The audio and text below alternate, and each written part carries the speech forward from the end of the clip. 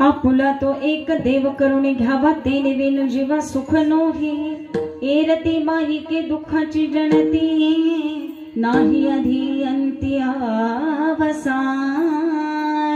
प्रस्तुत प्राप्त कीर्तन रूपी सेवेकरता निवडलेला अभंग। तत्पूर्वी सुंदर असं कार्यक्रमाचं नियोजन सारावाप्रमाणे चालत आलेला श्री शंभू महादेव यात्रेनिमित्त श्री क्षेत्र आवरवाडी अखंड हरिनाम सप्ताह श्री ग्रंथराज ज्ञानेश्वरी पारायण 16 वर्ष 3रे। अनेक महात्मे संतजन यांच्या आशीर्वादाने परमपूज्य परम आदरणीय ब्रह्मलीन स्वानंद सुखनिवासी भगवंत स्वरूप श्री बाळकृष्ण स्वामी महाराज शिंदेवाडी यांच्या शुभ हस्ते या कार्यक्रमाची सुंदर अशी सुरुवात झालेली आहे आणि थोर साधू महात्म्यांच्या उपस्थितीमध्ये आणि हबप गुरुवर्य गजानन महाराज धर्माधिकारी ज्यांना प्रेमाने आम्ही सर्वजण भाऊ बोलतो त्यांच्या कृपा आशीर्वादानं आणि त्यांच्या मार्गदर्शनानं सुरू असणारा हा ज्ञानेश्वरी पारायण 16 अगदी कमी दिवसामध्ये नावारूपाला कौतुक करण्यासारखा गावामध्ये अगदी कमी लोक छोटीशी वाडी परंतु तरी सुद्धा या वाडीचं कौतुक करावं तेवढं अगदी थोडं एकदा जोरदार टाळ्या आमच्या आवरवाडीसाठी सांगण्याचं कारण असं आहे महाराज गावामध्ये परमार्थ व्हावा हे सगळ्याला वाटतं प्रत्येक व्यक्तीला वाटतं आपल्या गावामध्ये नामस्मरण व्हावं भजन व्हावं कीर्तन व्हावं परंतु महाराज गावामध्ये सप्ताह व्हावा आणि तो सुंदररित्या पार पडावा असा विचार लोकांच्या मनामध्ये येणं ही खरं कौतुकास्पद बाब आहे ठीक आहे ना। अन्यथा भरपूर ठिकाणी भरपूर गावी आम्हाला फिरण्याचा योग येतो काही गावांनी सुरुवातीला सुंदर असा सप्ताह सुरू केला परंतु तो अखंडपणे टिकवता आलेला नाही परंतु आपलं हे 3रं वर्ष आहे आपण शंभू महादेवांच्या चरणाशी खरं प्रार्थना करू की हा सप्ताह असाच अखंड चालू राहावा याच्यामध्ये नावाप्रमाणे कधी खंड पडू नये ही प्रार्थना आपण भगवंताजवळ करू। एक वेळ पंगत नाही मिळाली तरी चालेल एक वेळ प्रसाद नाही मिळाला अडचणीस्तव तरी चालेल परंतु फक्त हा सप्ताह जो चालू झाला ना महाराज तो फक्त कधी खंड पडू नये ही भगवंताच्या चरणाशी आपण प्रार्थना करू कारण तुम्ही आम्ही भाग्यवान आहोत नशीबवान आहोत की मायबापू या निमित्तानं तुमच्या आमच्यासारखे सगळे लोक एकत्र येत आहेत भगवंताचं गोड चिंतन नामस्मरण आपल्या कानावरती पडत आहे आणि सुंदर असं श्रवण तुम्ही आम्ही करतो आहोत हे महाराज नशीबवानाच्याच भाग्यात येत असतं। विठ्ठल विठ्ठल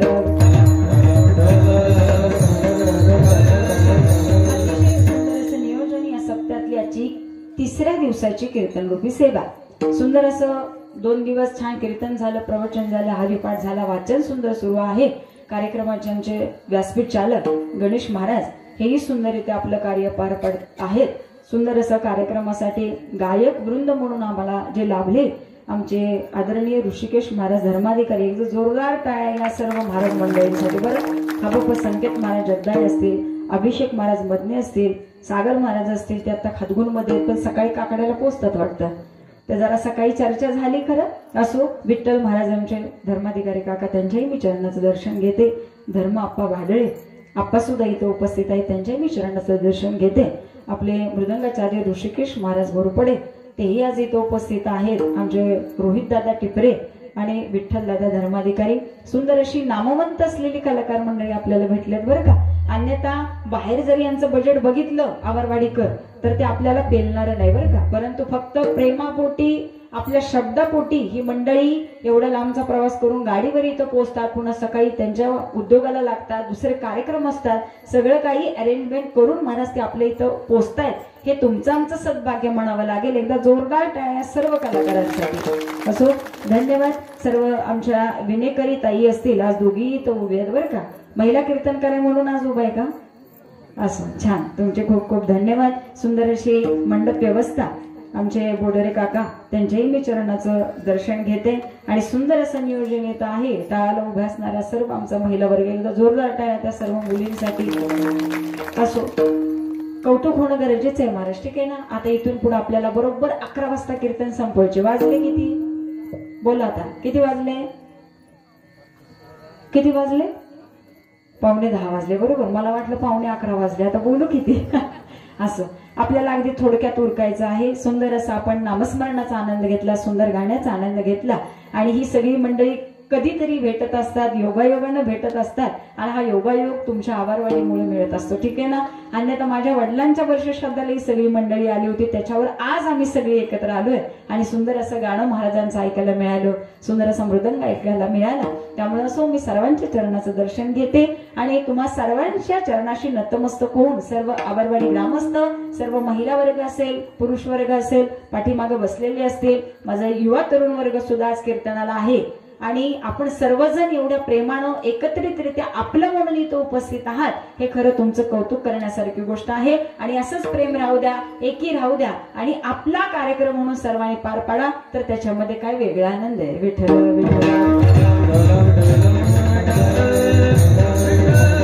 आजच्या कीर्तनासाठी माझ्यासोबत माझी आई आली बरं का. आज नेहमी वडील असायचे, आता आईचा कार्यक्रम चालू झालाय. आई नेहमी सोबत असते. आमच्या पांढरवाडीवरून दोघे तिघी जणी आलो, विसापूरवरून आमचे दादा असेल, अमृता असेल, या मुली आज कीर्तनाला आलेले आणि हे सगळं आणि सगळं फक्त आवारवाडीमुळे शक्य झालंय.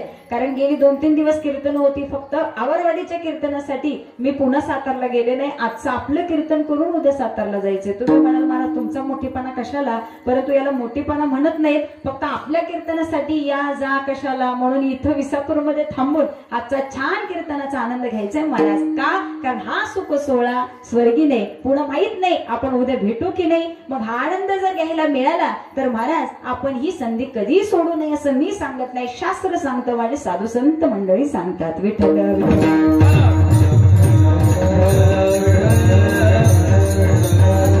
प्रस्तुत प्राप्त कीर्तन रूपी सेवेकरता निवडलेला अभंग जगद्गुरु जगन्मान्य देहुनिवासी वैराग्याचे परममूर्ती माझे जगद्गुरु तुकोबराय यांचा 4 चरणाचा जीवनाचं महत्व व्यक्त करणारा, आयुष्यामध्ये मनुष्य जन्म घेऊन तुम्ही आम्ही जन्माला आलेलो आहे महाराज, परंतु या मनुष्य जन्माचं खरं सार्थक कशामध्ये आहे?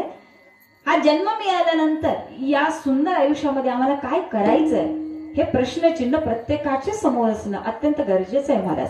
मग या प्रश्नाचं उत्तर मिळत असताना आम्हाला नक्की इथं काय करायचंय याचं उत्तर देताना असं मला वाटतं की तुकोबरायांनी आजचा अभंग लिहिला असावा. तुकोबरायांना विचारलं जावं की महाराज जीवनाची धन्यता कशामध्ये आहे. अभंग सुरू झाला महाराज. थोडक्यात भावार्थ सांगून जात असताना तुकोबरायांनी सांगावं आयुष्य मिळालं, मनुष्य देह मिळाला, या मनुष्य देह जन्मामध्ये तुम्हा आम्हाला काय करायचंय. त्यावेळी जगद्गुरु तुकोबराय सांगतात तुम्ही एकच काम करून घ्या. काय करा? आपुला तो एक देव करुणी घ्यावा, तेने विना जीवा सुख नोहे. एक देव आपलासा करा. त्याचं कारण एक आहे, तुम्हाला जर खरं सुख पाहिजे असेल, खऱ्या सुखाचा आनंद घ्यायचा असेल आणि खऱ्या सुखापर्यंत पोहोचायचं असेल तर महाराज हे सुख एका भगवंताशिवाय कुठेही मिळणार नाही आणि त्याचा आनंद आपण आज या मंडपामध्ये घेतोय. विठ्ठल विठ्ठल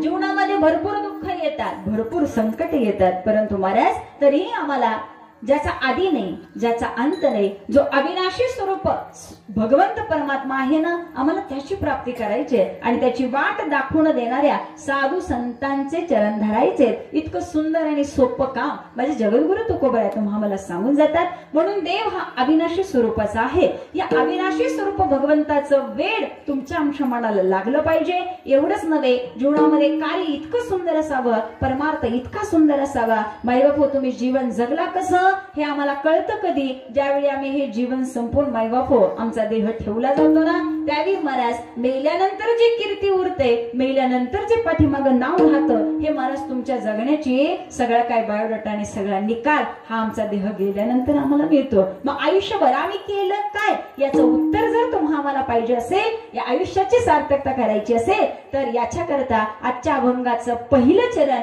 आम्हाला सार्थक ठरतं. आपुला तो एक देव आपुला तो एक देव करुणी घ्यावा, आपुला तो एक देव करुणी घ्यावा, आपुला तो एक देव करुणी घ्यावा, आपुला तो एक आपुला तो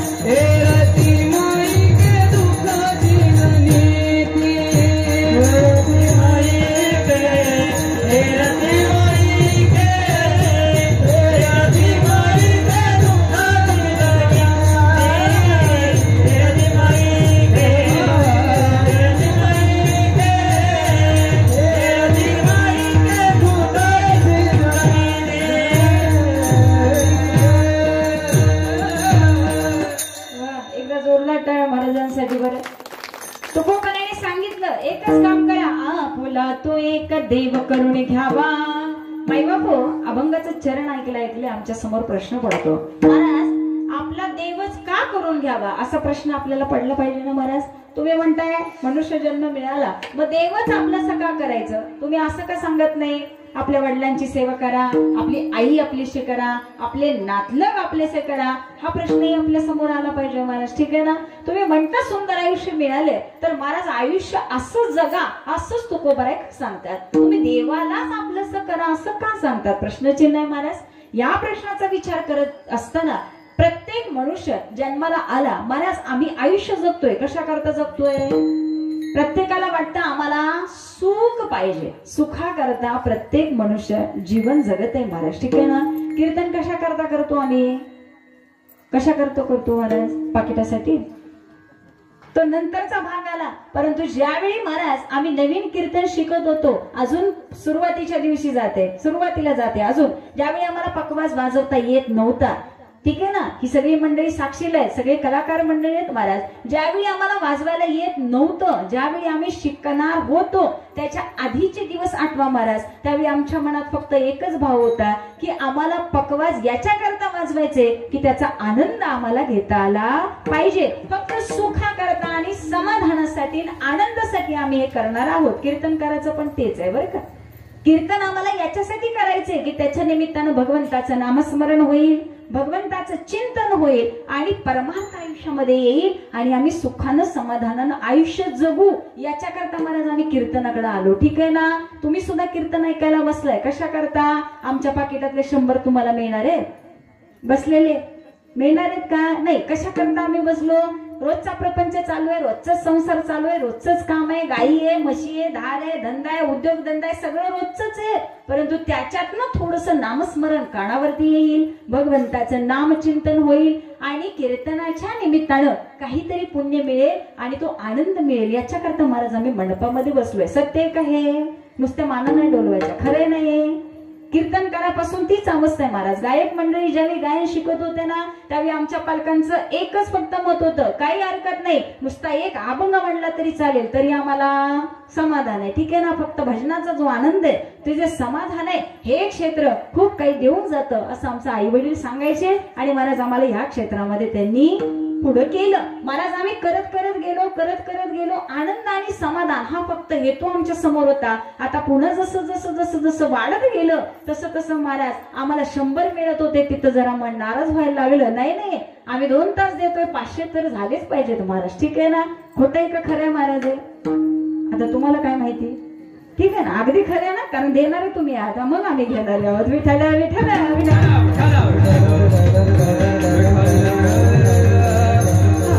दुसरीकडे बोलायचंच नाहीये. ठीक आहे ना? शेतकरी वर्ग आहे माझ्या समोर, अनेक महिला आहेत, दिवसभर रोजगार करतायत आणि आता कीर्तनात येऊन बसलेल्या आहेत. 35 रुपये रोज होता महाराज. आम्हाला जेव्हा कळत होतं ना त्यावेळी आमची आई जेव्हा शेतात जायची त्यावेळी 35 रुपये मिळायचे आणि ते जसं वाढत गेलं पुन्हा 100 झाले, 150 झाले. आता मला माहितीच नव्हतं की आता रोजगार किती झालाय ते. ठीक आहे ना? पण 35 वरून आता 250 वर गेला. 35च राहिला असतं तर काय झालं असतं? समाधान 35 मध्ये पण मिळत होतं. आणि महाराज आज एखाद्याने 100 दिले तरी आमची आई असू दे नाहीतर आमच्या महिला वर्ग असू दे, भांडून का होईना पण 250 पर्यंत जाणारच. ठीक आहे? आम्ही तुमच्याकडे येतच नाही म्हणे. जिथं 250 मिळतील आम्ही तिकडे जाऊ. हे काय झालं महाराज?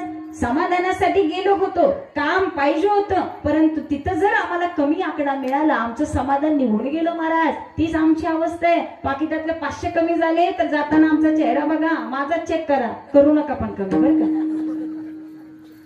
एकदा असं झालं, एका कीर्तनामध्ये गेले होते. कीर्तन असं चालत राहिलं, छान सुंदर गेलं. दानावृत्ती विषय आला आणि त्यांचा विषय मांडता मी चुकून कीर्तनकारांवर आले. एवढा पश्चाताप झाला महाराज. माझ्याच पाकिटातले 1-2 हजार कमी झाले. पाकिट घरी गेल्यावर चेक केलं, फोन सुद्धा माघारी करता आला. सत्य घटना आहे महाराज. ठीक आहे ना? आमचं समाधान हलतंय. मूळ मुद्द्यावरती येते. आमचं समाधान हलतंय, आम्हाला सुखाकडे जायचंय. मग खरं सुख कशामध्ये आहे हे महाराज आम्हाला पडताळून पाहावं लागेल. आम्ही भौतिक सुखाच्या पाठीमागे आलो. आम्ही झोपडीत राहत होतो, वाटत होतं स्लॅबचं घर बांधलं ना तर आमच्या आयुष्याचं काम झालं. आमचं खरंच सुख त्या घरामध्ये. बराच पैसा कमवला, रात्रंदिवस माईबाप फक्त पैसा कमवत राहिलो. घराचं स्वप्न होतं, घर एकदाच पूर्ण झालं. माईबाप स्वतःकडे सायकल होती, वाटलं होतं आपल्याकडे टू व्हीलर असावे. माईबाप स्वप्न पाहिलं, रात्रंदिवस मेहनत घेतली, पैसा कमवला आणि दारात टू व्हीलर उभी केली. महाराज टू व्हीलर मध्ये तरी ते सुख आहे का? असं वाटतं की ज्यावेळी महाराज मंडळी, ज्यावेळी आम्ही टू व्हीलरवर कार्यक्रमाला येतो त्यावेळेस वाटतं आपल्याकडे फोर व्हीलर असते तर बरं झालं असतं का. रात्रीचं कुडकुडत जायचं, ते थंडी वाजते, परंतु पर्याय नाही, लोकांना शब्द दिलेले असतात. ठीक आहे ना महाराज. त्यामुळे अपेक्षा वाढत राहते, आमच्या समाधानाची जागा स्थिर राहत नाही. मग त्यावेळेस साधू संत म्हणतात खऱ्या सुखापर्यंत पोहोचायचं असेल, खऱ्या समाधानापर्यंत पोहोचायचं असेल तर माईबाप होती समाधानाची जागा एक फक्त आणि फक्त भगवंताचं नामस्मरण आहे. हे मी सांगत नाही, तेरे सदाची समाधान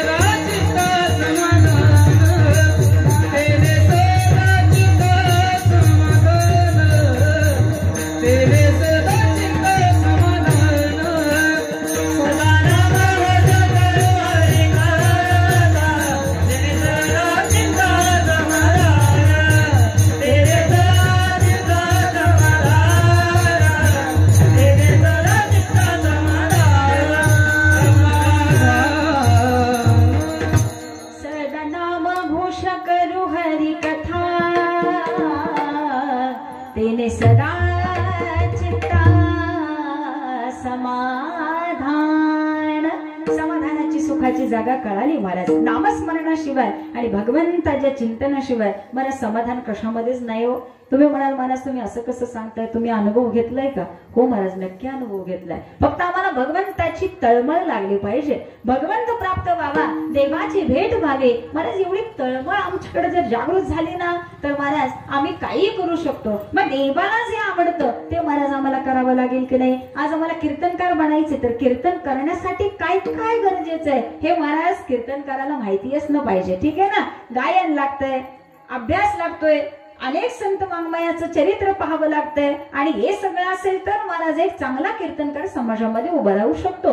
10वी पास करायची महाराज, परंतु नुसता फॉर्म भरायचा आणि परीक्षेला बसायचं चालेल का? नाही, त्याच्याकरता अभ्यास मात्र करावाच लागेल. मग देव प्राप्त करायचंय त्याच्याकरता नुसतं देव देव देव करत राहिलं तर देव मिळेल का? परंतु देव प्राप्ती करता आम्हाला नेमकं काय केलं पाहिजे हे मात्र आम्हाला समजणं अत्यंत गरजेचं आहे. म्हणून देव हवा असेल तर महाराज एका सद्गुरूची आणि गुरुची आम्हाला आयुष्यामध्ये गरज असणं अत्यंत आवश्यक आहे. म्हणून पहिल्यांदा आम्हाला साधू संत मिळणं अत्यंत गरजेचं आहे महाराज. त्यामुळे परमार्थ करायचा असेल तर पहिल्यांदा गुरु शोधावा लागेल. कारण ज्याला गुरु मिळाला महाराज त्याला देव मिळवण्याकरता जास्तीची धडपड करावी लागत नाही. हे मी सांगत नाही, तुकोबराय सांगतात, गुरुचरणी ठेवेता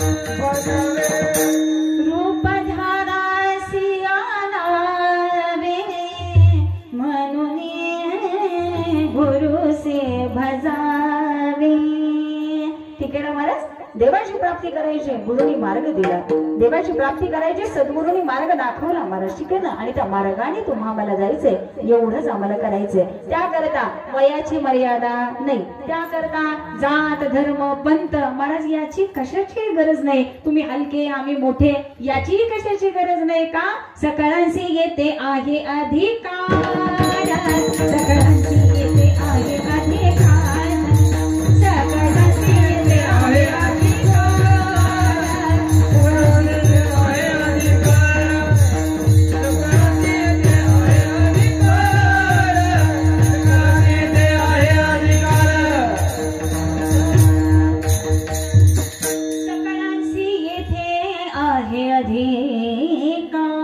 सर्वांना अधिकार आहे महाराज, ठीक आहे ना. आज 10वीची परीक्षा द्यायची, मग अशी आम्ही जेवायला बसलो, त्यावेळी वाढायला एक ताई होत्या बरं का. कुठे गेल्या त्या, एक ताई होते जेवायला वाढायला आम्हाला समोर होत्या. त्यांचं वय होतं 40 ते 42 असावं. आणि सहज त्या म्हटल्या जेवायला, सोबत एक मुलगी होती, राधा बोलली तुम्हाला मी पाहिल्यासारखं वाटतंय.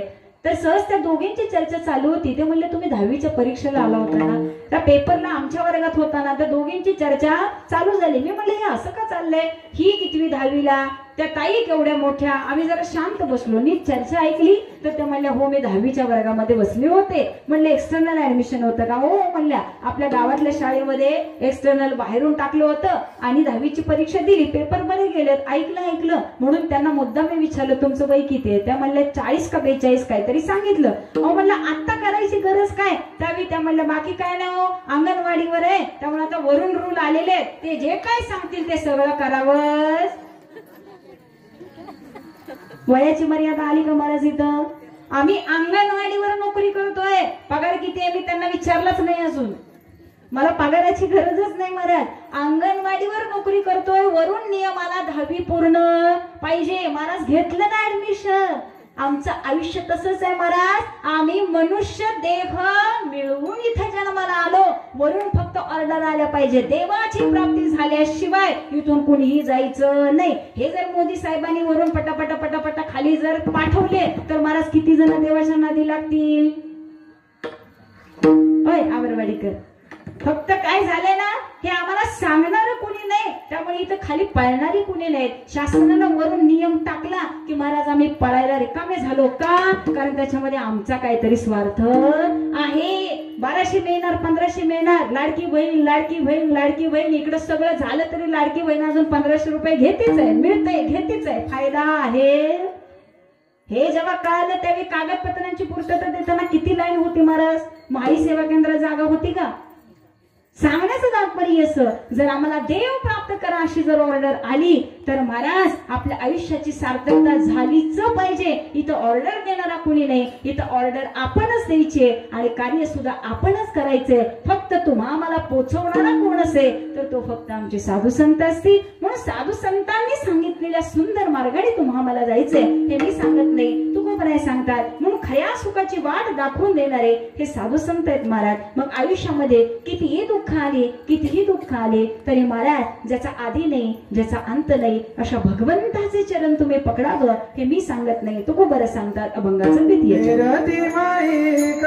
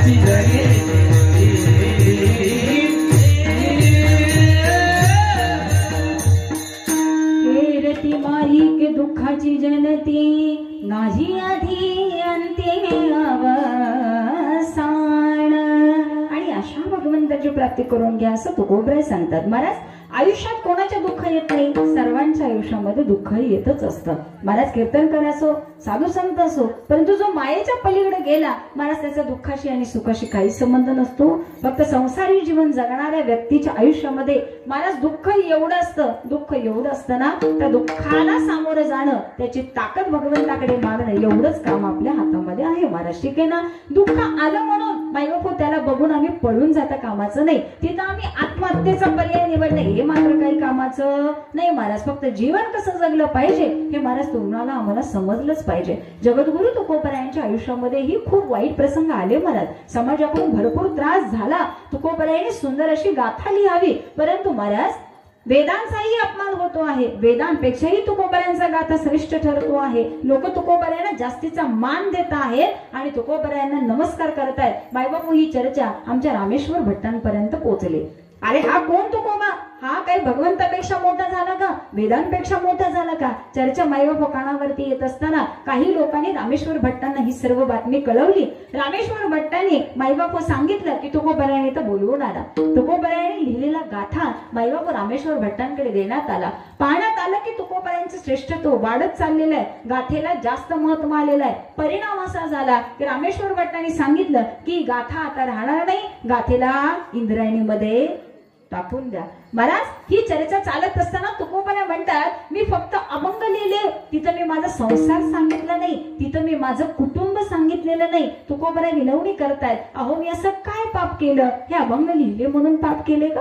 परंतु तुकोबरायांचा भाव होता महाराज, नाही या गाथेला फक्त हात लावू नये, हे अभंगच राहतील आणि फक्त भगवंताचं चिंतन अभंगामध्ये ऐकायला मिळेल, हा भाव तुकोबरायांचा होता. परंतु महाराज लोकांची विचारशैली मात्र तशी झालेली नव्हती. अहो सर्वसामान्य लोकांना समाज नीट जगून देत नाही, मग ते तर तुकोबराय होते महाराज. ठीक आहे ना. परंतु काहीही ऐकण्यात आलं नाही. माईबापू गाथा उचलला आणि इंद्रायणीमध्ये सोडण्यात आला. परिणाम असा झाला तुकोबरायांच्या आंतरिक अवस्था ही पांडुरंग परमात्म्याजवळ पोहोचली. तुकोबरायांचं मायबापू ही अवस्था भगवंताला कळाली. भगवंताने मायबापू माझ्या रुक्मिणी मातेला आदेश करावा, माते माझ्या भक्तावरती आलेला हा दुःखाचा प्रसंग आहे आणि हा कठीण काळ आहे, याच्यामध्ये वाचवला तुलाच जावं लागेल. तू काही कर, परंतु या इंद्रायणीमध्ये जाऊन या समाधीच्या रूपामध्ये थांब, काही हरकत नाही. परंतु जलदेवी म्हणून तू माझ्या तुकोबरायांचा गाथा स्वतःच्या हातामध्ये स्वीकारावास आणि तुकोबरायांची गाथा सुरक्षित ठेवावी. मायबापू ही आज्ञा माझ्या भगवान पांडुरंग परमात्म्यानं माझ्या जगन्नियंत्या आईला सांगावी आणि रुक्मिणी मातेनं त्यांच्या आदेशाचं पालन करावं. साक्षात रुक्मिणी माता मायबापू डोहामध्ये जाऊन थांबलेल्या होत्या. इंद्रायणीमध्ये माझ्या जगद्गुरु तुकोबरायांची गाथा माझ्या रुक्मिणी मातेच्या हातावरती होती. परिणाम असा झाला 13 दिवस ओलांडून गेले आणि मायबापू सर्वांना ज्ञात आहे की काही दिवसांनी तुकोबरायांची गाथा आहे तशी पाण्यावरती तरंगायला लागली. विचार करा, साधा एक कागद जरी पाण्यात पडला तर तो विरघळून जातो, मग एवढ्या दिवस गाथा पाण्यामध्ये राहिलीच कशी, हा प्रश्न ज्यावेळी पडतो ना त्यावेळी महाराज तुकोबरायांवरती आलेले हे दुःख, तुकोबरायांवरती आलेले संकट, मायबापू या संकटातून तारणारा हा माझा पांडुरंग परमात्माच होता. विठ्ठल विठ्ठल.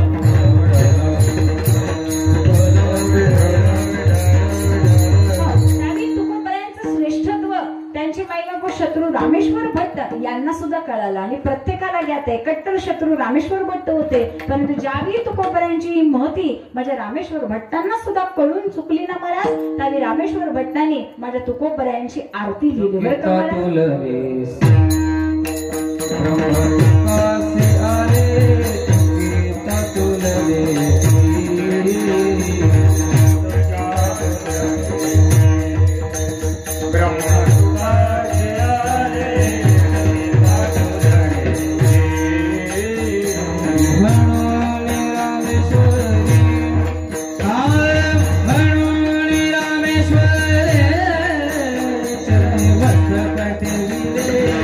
आरती तू करा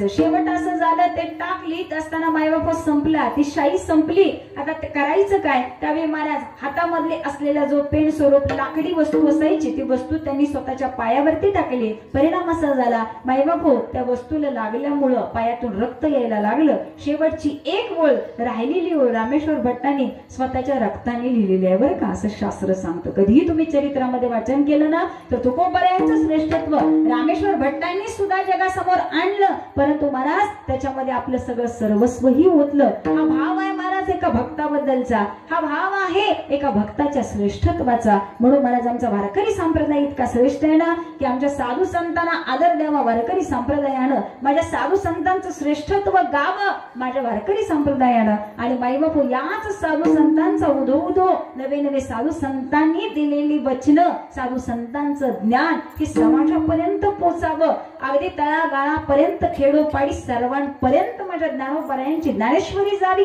तुकोबरायांचा गाथा जावा, हे ज्ञान त्यांच्यापर्यंत पोहोचवण्याचं काम हे साधू संतांनी मायबापो जगभर केलं. आणि त्याचाच एक खारीचा वाटा हे सर्व वारकरी संप्रदायातली महाराज मंडळी करतायत. विठ्ठल